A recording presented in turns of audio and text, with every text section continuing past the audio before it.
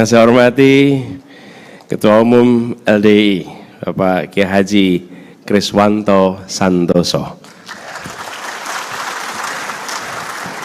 Juga yang saya hormati pimpinan Dewan Penasehat DPP LDI Bapak Kiai Haji Edi Suparto. Yang saya hormati para pimpinan semua, Pendum, Sekum, dan seluruh jajaran pimpinan, juga yang datang, yang dari saya pernah kunjungi ini, Pak Kiai Habib Ubaidillah yang saya hormati. Yang dari Jakarta juga ini Bang Bim Benyamin nih, datang di sini sama-sama. Terima kasih Pak Diki dan begitu banyak tokoh-tokoh yang hadir bersama para pimpinan. Kalau di sini apa? DPW atau DPD? DPW LDI se-Indonesia, DPP, DPW semuanya yang hadir. Dan para tokoh-tokoh perempuan yang hadir bersama di sini, kita beri tepuk tangan untuk mereka. Prof Neti ini Ketua Himpaudi ada di situ, dan juga yang saya hormati, ini ada yang dibantu kita nih, Waude, mana Bu Waude di sini ada.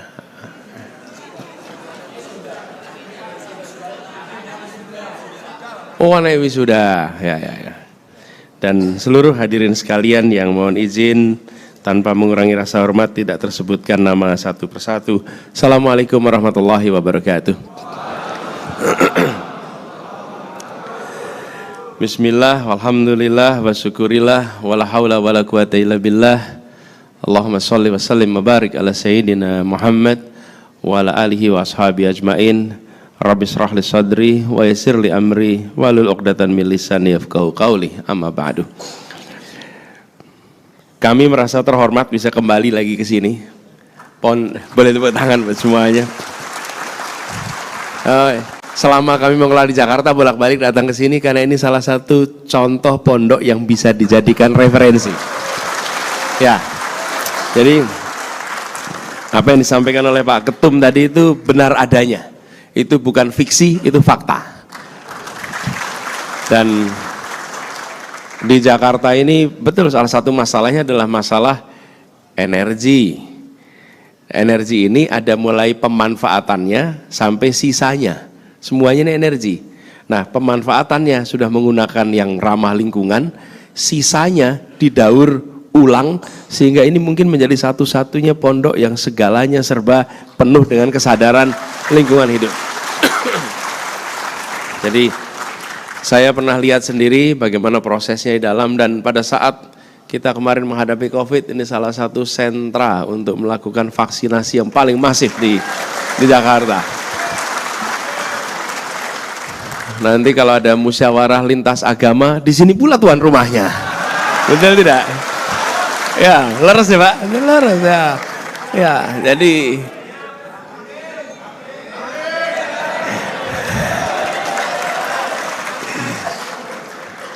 insya Allah nanti Minhajur Rasyidin ini makin maju nanti ya. Allah. Dan pagi ini saya datang ke pondok ini dapat kejutan. Jadi ini penganut Bandung Bondowoso kelihatan di sini nih Pak. Iya. Biasanya datang itu pondok lebar besar, pas datang ada gedung maha besar di tempat ini sekarang ini. Ballroom ini luar biasa. Jadi ini kalau ada musyawarah, rapimnas tidak perlu sewa di gedung-gedung tempat lain, pakai tempatnya sendiri. Plus ada katanya tempat penginapannya juga sekaligus. Iya. Jadi ini bikin cemburu usaha gedung dan hotel di Jakarta. Mereka kalau ada pertemuan-pertemuan pasti senang, wah nanti hotel rame gitu, nanti ballroom rame, kecuali kalau LDI bikin acara. LDI acara pakai fasilitas semuanya sendiri, luar biasa. Jadi ketika bicara tentang kedaulatan, LDI sedang menunjukkan bukan saja bicara kedaulatan, tapi dimulai di sini. Bagaimana? Dan Ibu sekalian, gedung itu jadi memang bagus di foto, tapi bertahun-tahun prosesnya, ketekunan, keuletan, ketangguhan, kemauan bekerja keras, kemauan kerjasama, itu semua segala macam jenis karakter yang kemudian wujudnya gedung yang maha besar seperti ini. Ya. Nah, jadi saya sering kali kalau melihat sebuah karya itu bukan soal karyanya, di balik itu ada ikhtiar yang luar biasa. Dan rombongan orang-orangnya ini ikhlas-ikhlas semua. Ikhlas-ikhlas semua. Nah, itu lagi dimulai dari tadi diceritakan. Pondasinya apa? Akhlakul karimah. Ini pondasi dari situ. Nah, saya bicara ini akhlakul karimah. Jadi ketika kita berbicara tentang Indonesia ke depan dan lain-lain, benar, nomor satu itulah soal manusia. Kuncinya manusia. Kita melakukan pembangunan itu untuk apa? Untuk manusianya tumbuh, maju, berkembang. Sebuah kota nih Bapak sekalian, disebut kotanya itu hidup atau mati, itu kalau ada apa Bapak Ibu? Itu dia. Kalau gedungnya semua ada, tapi nggak ada orang, disebut apa? Mati. Jadi disebut hidup atau mati itu bukan karena gedung, tapi karena manusia, orangnya. Jadi inilah kata kunci. Jadi ketika tadi melihat judul itu, SDM Profesional Religius dalam Bingkai NKRI untuk Indonesia Emas 2045, rasanya LDI sudah on the right track. Nah, kita bicara ke sini nih.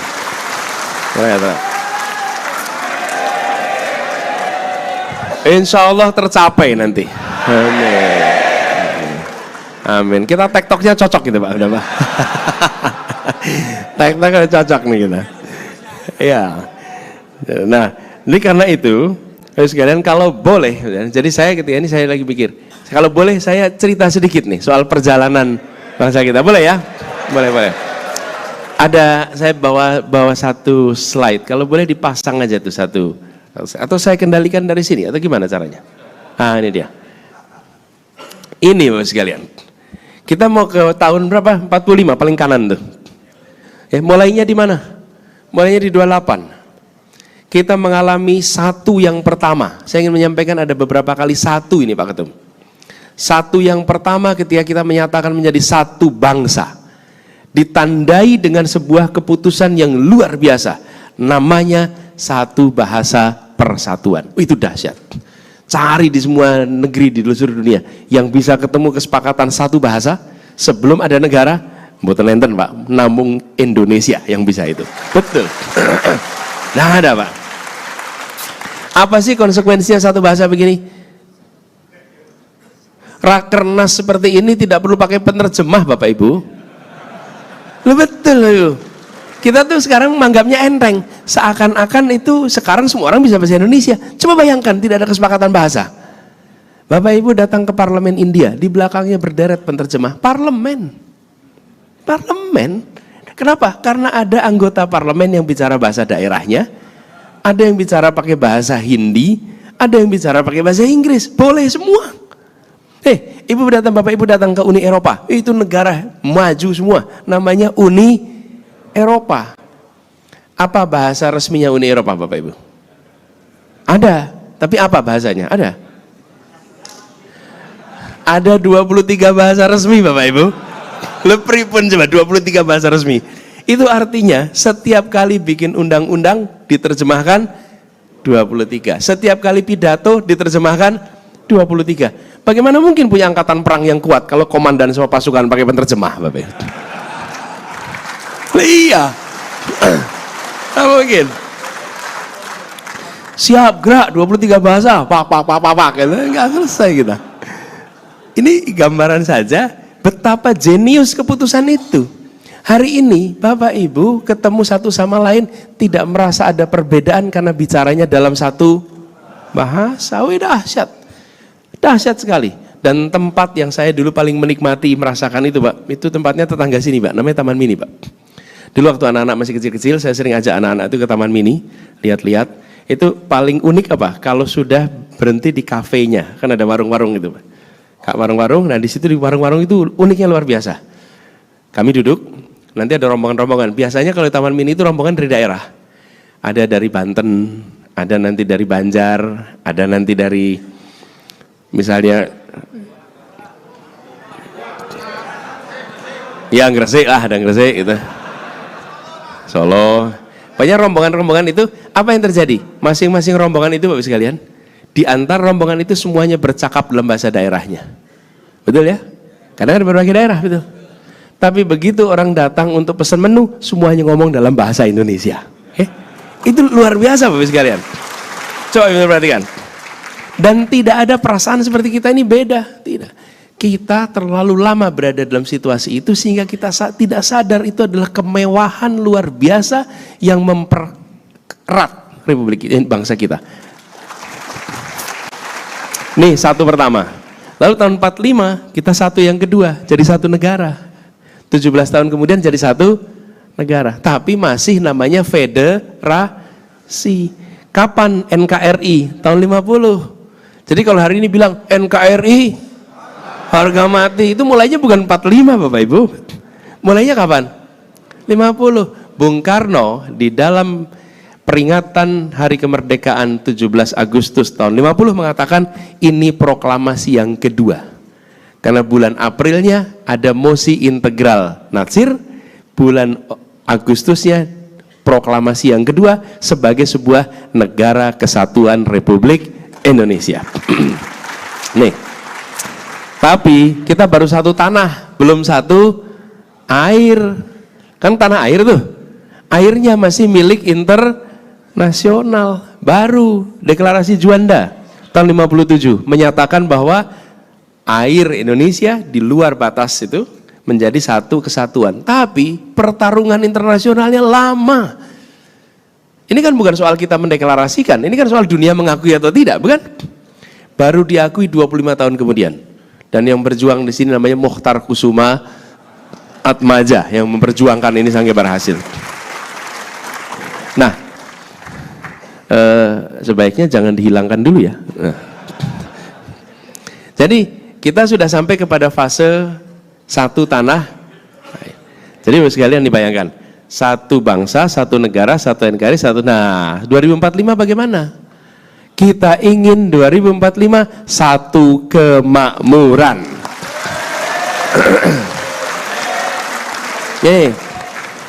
Karena jangan sampai makmurnya beda-beda. Kalau makmurnya beda-beda, kenapa? Karena kita yang satu kemakmuran. Karena kita ingin bangsa kita utuh. Bangsa kita jangan tercerai-berai. Supaya utuh harus ada kesetaraan, harus ada keadilan. Kalau ada contoh persatuan dalam ketimpangan, saya kepengen lihat di mana Bapak Ibu. Persatuan dalam ketimpangan, persatuan dalam ketidakadilan, kalau ada kita menarik untuk dipelajari. Nah ada, yang namanya persatuan itu syaratnya ada keadilan, kesetaraan. Nah itu sebabnya kita berbicara 2045 sebagai era kita setara. Nah, potret kita bagaimana? Nah, potret kita belum setara. Bapak Ibu sudah merasakan sekarang? Belum merasakan? Beda-beda sekali. Nah, coba kalau kita lihat. Oh, lalu resikonya apa? Bapak Ibu pernah dengar ya peristiwa balkanisasi? Pecah-pecah itu. Yang namanya apa? Dulu Yugoslavia ya. Itu menjadi, kalau tidak salah, 7 pecahannya. Ada Slovenia, Kroasia, Bosnia, Montenegro, Makedonia, Serbia, Kosovo. Kenapa itu terjadi? Yang sering dibicarakan perbedaan suku, etnis, bahasa. Itu yang sering dibicarakan. Yang terlupakan apa? Ketimpangan kesejahteraan yang luar biasa antar wilayah itu. Nah kadang-kadang kita nggak membicarakan itu. Ketimpangan ekonomi, ketimpangan kesejahteraan itu meluas terus. Nanti kemudian ujungnya, pemicunya suku, etnis, bahasa, itu pemicu di ujung. Tapi yang terjadi sebelumnya adalah disparitas kesejahteraan. Kalau ini kita tidak bereskan, nih misalnya saya ngecek datanya. Dari persentase pendapatan nasional di Yugoslavia, yang namanya Kosovo, itu 50%-nya dari rata-rata nasional. Tapi yang namanya Slovenia, itu 175%. Jomplang sekalian.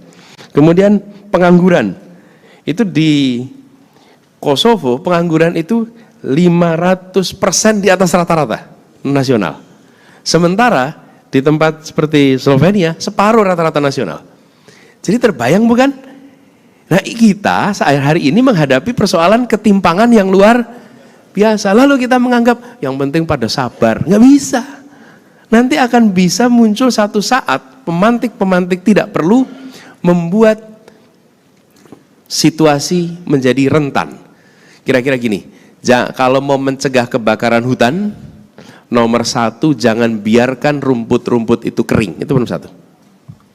Karena kalau rumput itu dikeringkan, maka cukup sebuah puntung rokok akan bisa membuat terbakar.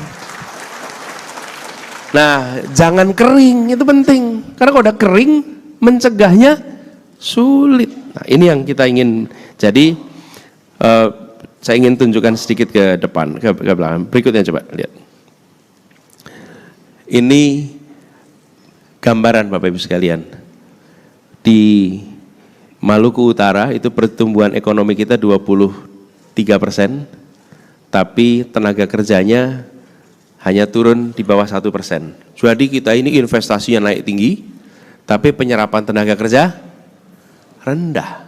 Ini Indonesia, tapi saya nggak mau fokus di sini, terlalu teknis ekonomi. Next slide berikutnya aja. Ini Bapak sekalian. Bapak Ibu lihat garis yang hijau bawah, itu investasi kita di tahun 2013, 400 triliun, di 2022 sudah menjadi 1.200 triliun, naik 3 kali lipat.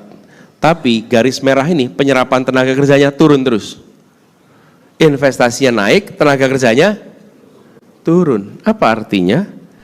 Segalanya serba kapital intensif, bukan labor intensif. Nah, kalau ini terjadi, artinya keuntungannya perginya ke siapa? Pemilik modal. Penyedia tenaga kerja nggak dapat. Itulah contoh. Berikutnya coba. Yang saya mau tunjukkan yang ini sebetulnya. Next. Ya, ini dia. Ini yang saya mau masukkan. Ini yang ingin saya Bapak Ibu sekalian minta dibantu nih, kerja sama-sama nih. Apa? Bapak Ibu, terlihat tidak gambaran paling sederhana di sini? Yang putih itu Jawa dan Sumatera, yang kuning Sulawesi, Kalimantan, Papua, Nusa Tenggara, Maluku. Ini adalah indeks pembangunan manusia. Lihat angka paling kiri bawah Bapak Ibu. Di Sumatera dan Jawa, angkanya 69 tahun 2013. 2013 berapa? 69. Sekarang lihat di ujung paling kanan, 69 di kawasan timur itu tahun 2022. Artinya telatnya berapa? 1 dekade. 1 dekade. Kalau kita biarkan terus ini, tidak ada keseriusan, maka ketimpangan itu akan menjadi makin meluas. Jadi ketika tadi mendengar apa yang disampaikan tentang pembangunan kualitas manusia, maka sudah saatnya kita serius membereskan ini secara teritorial. Ini yang ingin menjadi agenda utama. Kalau ini kita bereskan, insya Allah terjadi peningkatan kualitas manusia yang merata di seluruh Indonesia.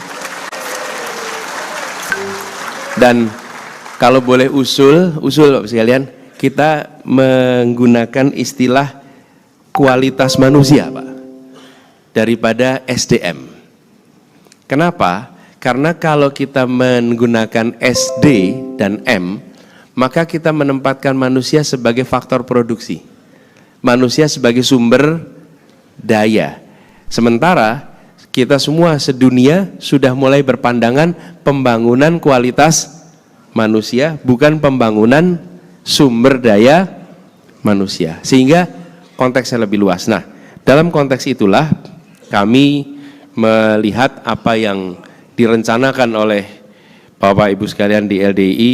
Tadi saya sempat mencatat, itu luar biasa yang disampaikan Pak Kriswanto itu. 8, boleh beri tepuk tangan.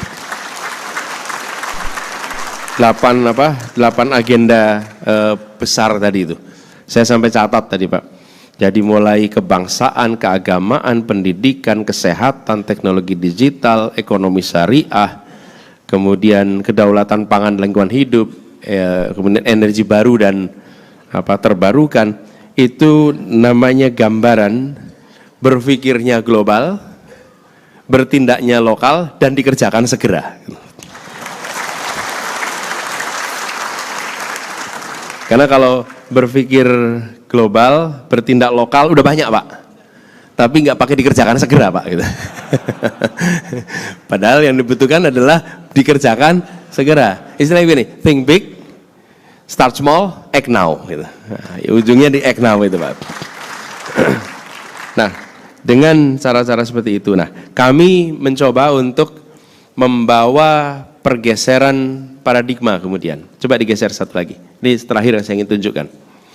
Bagaimana ke depan kita akan mengubah dari fokusnya yang sebelah kiri ke sebelah kanan. Oke, dari fokus pada pertumbuhan diubah menjadi pertumbuhan, pemerataan dan keberlanjutan. Kemudian pendekatan sektoral menjadi sektoral dan teritorial. Kemudian yang ketiga, menyelesaikan proyek-proyek pemerintah menjadi menyelesaikan masalah warga. Ini dua hal yang berbeda. Menyelesaikan rencana pemerintah dengan menyelesaikan masalah warga. Kadang-kadang pemerintah itu begini, karena saya sudah mengerjakan proyek kami, maka harusnya masalahnya selesai. Tidak, nggak ada sambungannya itu. Ini adalah paradigma. Terjemahannya kebijakan. Dari apa yang kami perhatikan Bapak sekalian, ketika memimpin 20 orang, itu berbeda dengan memimpin 200 orang, berbeda dengan memimpin 200.000 orang, berbeda dengan memimpin 200 juta orang. Kalau memimpin 20 orang, tiap orang dikasih tugas.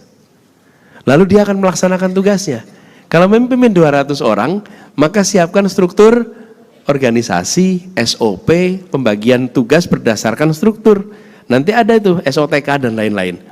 Tapi kalau memimpin 200.000 orang dan 200 juta orang, memimpinnya pakai nilai. Nilai, tanpa nilai, pemimpin 200 tidak tahu arahnya kemana, pemimpin 20 tidak tahu apa yang harus dikerjakan. Jadi kalau memimpin tanpa nilai, maka tidak ada pegangan. Nah nilai itu harus diwujudkan dalam bentuk kalimat yang dipahami. Jadi kemarin saya sampaikan, kita ingin keadilan menjadi nilai utama. Kenapa? Karena Republik ini didirikan untuk menghadirkan keadilan sosial bagi seluruh rakyat Indonesia. Jadi begitu kata keadilan itu ada, ini pegangannya. Kalau membuat policy, pertanyaan, memenuhi tidak prinsip keadilan? Kalau memenuhi, jalan. Kalau tidak, masalah. Nah itu dikerjakan oleh pemimpin-pemimpin di level tengah. Tapi yang di level atas pakainya nilai. Saya sering sampaikan pada teman-teman di sini, prinsipnya begini, membesarkan yang kecil tanpa mengecilkan yang besar. Pegang itu sebagai prinsip. Begitu pegang sebagai prinsip, oh nyusun kebijakan itu terasa sekali. Tadi mau nyusun investasi, lihat, ini membesarkan yang besar, tidak membesarkan yang kecil. Nah, ini nggak bener ini. Tapi kalau tidak ada guideline itu, yang mengerjakan merasa saya sudah meningkatkan investasi luar biasa. Kenapa? Karena tidak ada guideline nilai, value.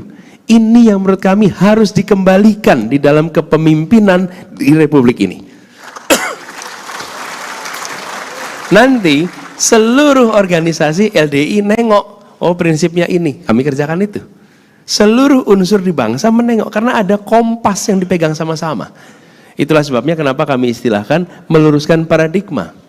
Bahkan kalau Bapak Ibu sempat nanti lihat visi misi, bicara pendekatan terik sektoral, biasanya visi misi itu menjelaskan pendidikan apa, kesehatan apa, biasanya begitu. Kalau yang tempat kami ditambah Sumatera apa, Kalimantan apa, Sulawesi apa, Nusa Tenggara apa, Papua apa, karena beda-beda kebutuhan tiap tempat. Jadi nggak bisa kita bilang pendidikan berarti sama se-Indonesia, tidak. Yang dibutuhkan beda-beda. Kesehatan juga begitu. Papua lain dengan Sulawesi. Sulawesi lain dengan Nusa Tenggara. Jadi teritorial itu untuk menggambarkan kita menumbuhkan secara setara di semua tempat. Istilah yang biasa digunakan itu asimetrik. Tidak disamakan untuk semua tempat, beda-beda. Nah, prinsip ini yang kemudian kami pegang. Nah, konkretnya Bapak Ibu sekalian, ketika bicara tentang ini kami berharap seperti LDI ini secara serius meningkatkan kualitas manusia. Nomor satu, ketika kita berbicara tentang kualitas manusia, ini di luar ini apa frame besarnya ya, untuk pembangunan ini kami melihat tadi istilah yang digunakan adalah religius profesional. Religius profesional.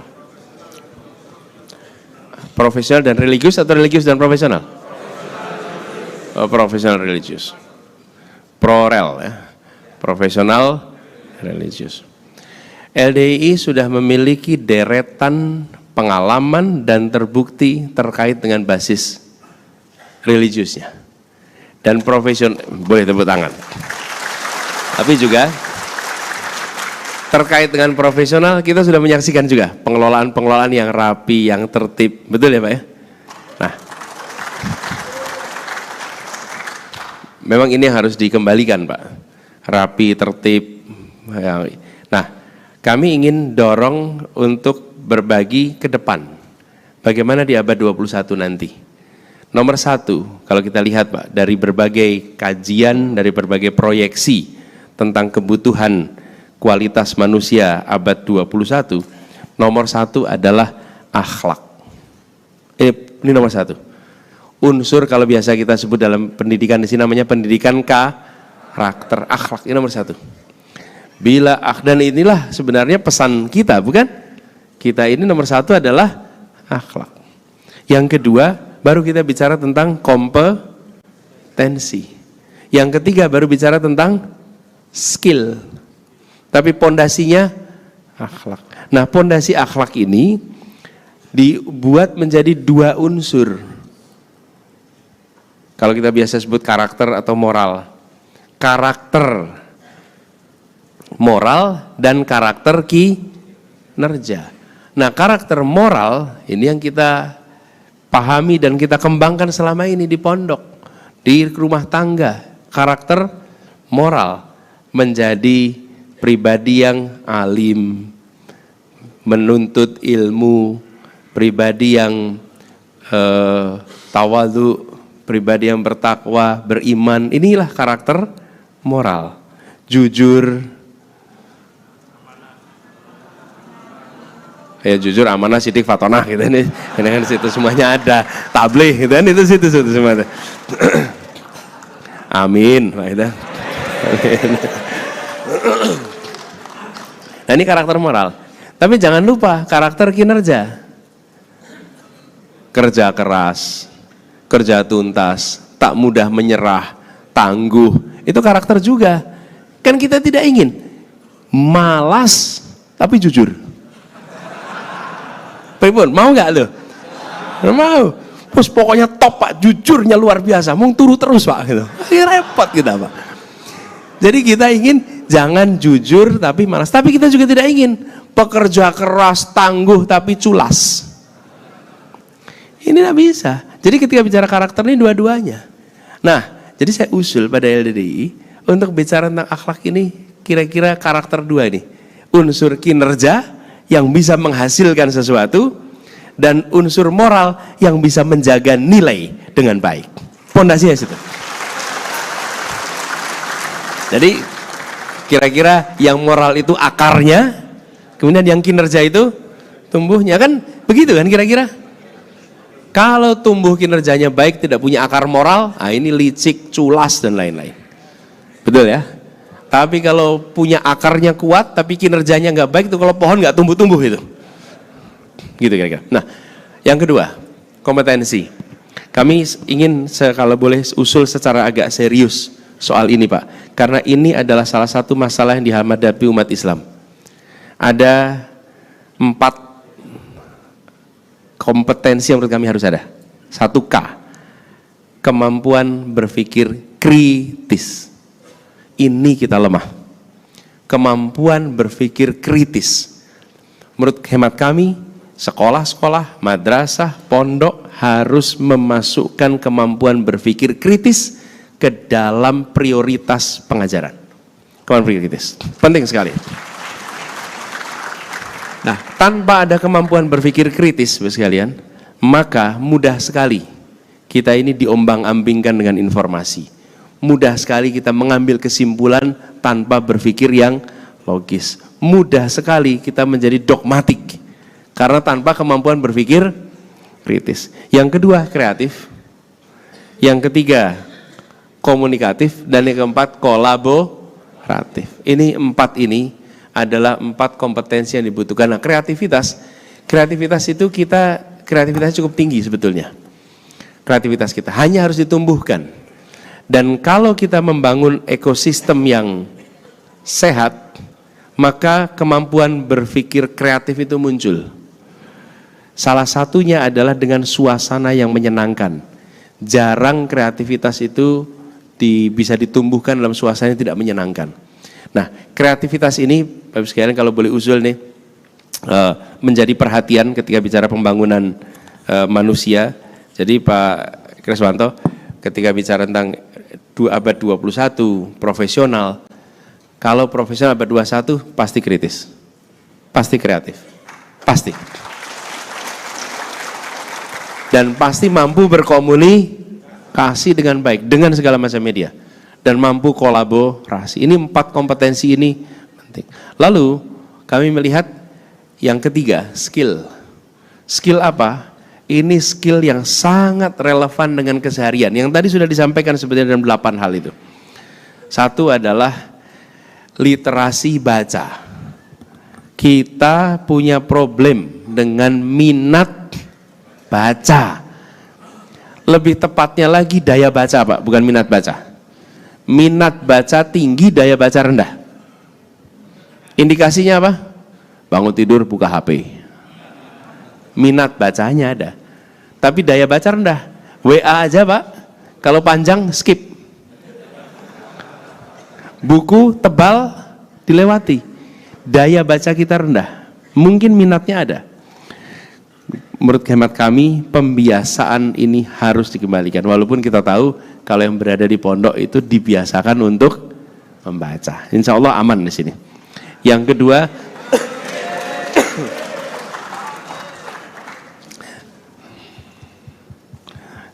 adalah literasi angka, literasi sains, literasi informasi, teknologi komunikasi, literasi keuangan, dan literasi kewarganegaraan. Nah, kami usul ketika bicara tentang SDM ke depan, mohon 3 ini jadi perhatian di dalam garis besar itu. Nah, kalau itu bisa dilakukan dengan jaringan yang ada di seluruh Indonesia, maka LDII ikut menyumbang jalan keluar atas ketimpangan kualitas manusia. Kembalikan ke slide sebelumnya. Nah, enggak, ke slide sebelumnya. Nah, dia. Kita ini ingin menyelesaikan ini. Dan kami butuh ini tidak bisa dikerjakan hanya oleh negara. Dikerjakan oleh semua. Bila ini bisa dikerjakan, maka ini menyumbang atas penyelesaian ini. Dan kalau ini terjadi, insya Allah terjadi pemerataan. Kalau ada pemerataan, insya Allah terjadi keutuhan. Ada keutuhan, Indonesia tetap satu sampai 2045. Nah. Jadi itu yang kami pandang sebagai kata kunci. Nah, untuk itu semua, tadi kalau diistilahkan oleh Pak Kriswanto, tepat sekali. Beliau menggunakan terminologi yang sangat akurat. Beliau tidak menggunakan istilah kekuasaan, beliau menggunakan istilah otoritas. Otoritas. Itu hanya orang yang reflektif membaca yang bisa membedakan itu secara serius, Pak. Karena biasanya kita cenderung mengatakan pemegang kekuasaan. Sebetulnya yang ada adalah pemegang kewenangan, bukan pemegang kekuasaan. Nah, pemegang otoritas ini itu akan berganti di 2024 besok. Akan berganti. Nah, yang menentukan siapa pemegangnya? Yang menentukan Bapak Ibu sekalian, gitu kan? Betul nggak? Nah, kalau ini mau dilaksanakan, ya amanahnya harus harus diaminkan ya amanah. Jadi kami melihat agenda utamanya adalah bukan tentang saya, bukan tentang Gus Imin, bukan. Kenapa? Karena kami sendiri, kami ini dalam situasi mendapatkan amanat. Kami tidak mendirikan sebuah partai, kami tidak mengumpulkan dana untuk mengambil kewenangan. Kami mendapatkan panggilan. Berbagai partai memutuskan kami ingin Indonesia berubah. Dan mereka menginginkan perubahan itu mengalami tantangannya luar biasa. Kalau saya ceritakan Partai Nasdem yang pertama kali mendukung, mendominasikan, saya bukan anggota Nasdem. Dan Nasdem itu Pilkada DKI mendukungnya Pak Basuki. Ya. Dan bertahun-tahun saya digebukin terus Pak sama partai dan televisinya, ini Pak Diki dan kawan-kawan Pak Diki. Tapi apa yang terjadi? Justru mereka melihat apa yang dikerjakan di Jakarta dan mereka memutuskan untuk melakukan perubahan, dan ketika mereka melakukan perubahan ternyata tantangan yang dihadapi menjadi besar. Kenapa? Karena ada pemegang status quo yang tidak ingin perubahan. Itulah sebabnya muncul tantangan yang amat besar. Nah, sementara perubahan yang mau didorong itu bukan perubahan pergantian orangnya, perubahan paradigma, perubahan cara kita mengelola negeri ini, cara kita memandang pembagian sumber daya di negeri ini. Karena kita ingin sekali Bapak Ibu sekalian bahwa setiap kita bisa menjadi tuan rumah di negeri kita sendiri. Itu yang kita mau. Bukan kita jadi pembuka pintu bagi yang di luar untuk masuk ke dalam saja.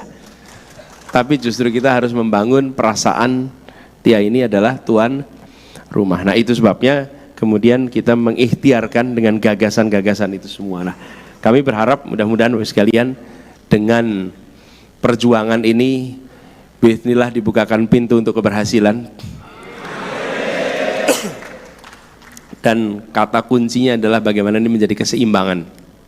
Kalau ini kita bisa lakukan, insya Allah nantinya kita akan merasakan perubahan bukan saja di level keluarga, tapi juga harapannya di level wilayah, bahkan sampai nasional.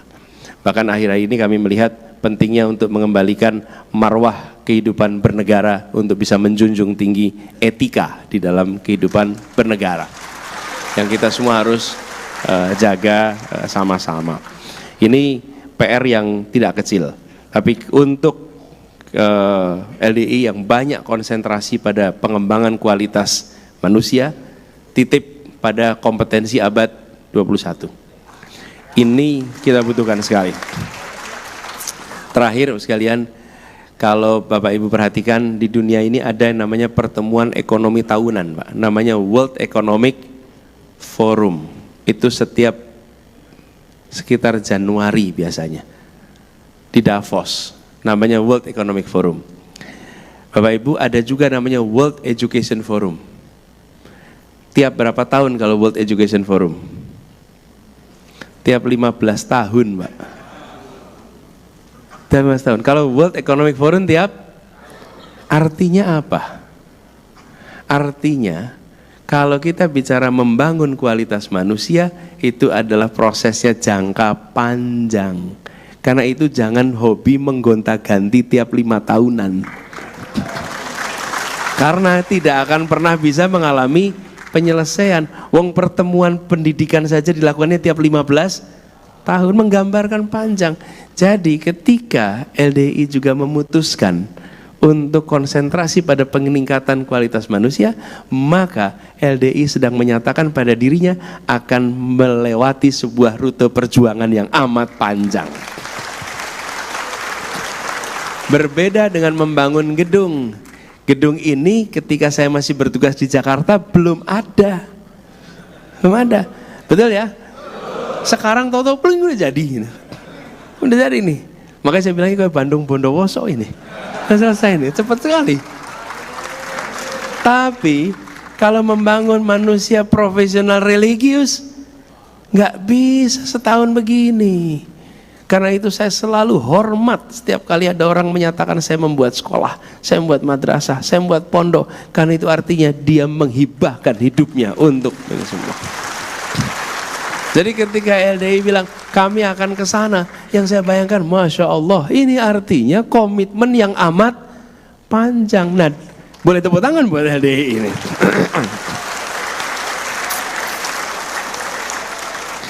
Tapi hanya organisasi, hanya bangsa yang berpikirnya besar panjang, berani mengambil perjuangan yang lama. Ya, hanya yang berpikir begitu. Bapak Ibu sekalian, saya juga belum pernah, tapi saya dengar ceritanya. Tembok besar Cina, Bapak Ibu. Tembok besar Cina. Kalau ke Borobudur pernah, Bapak Ibu? Borobudur dibangun berapa tahun?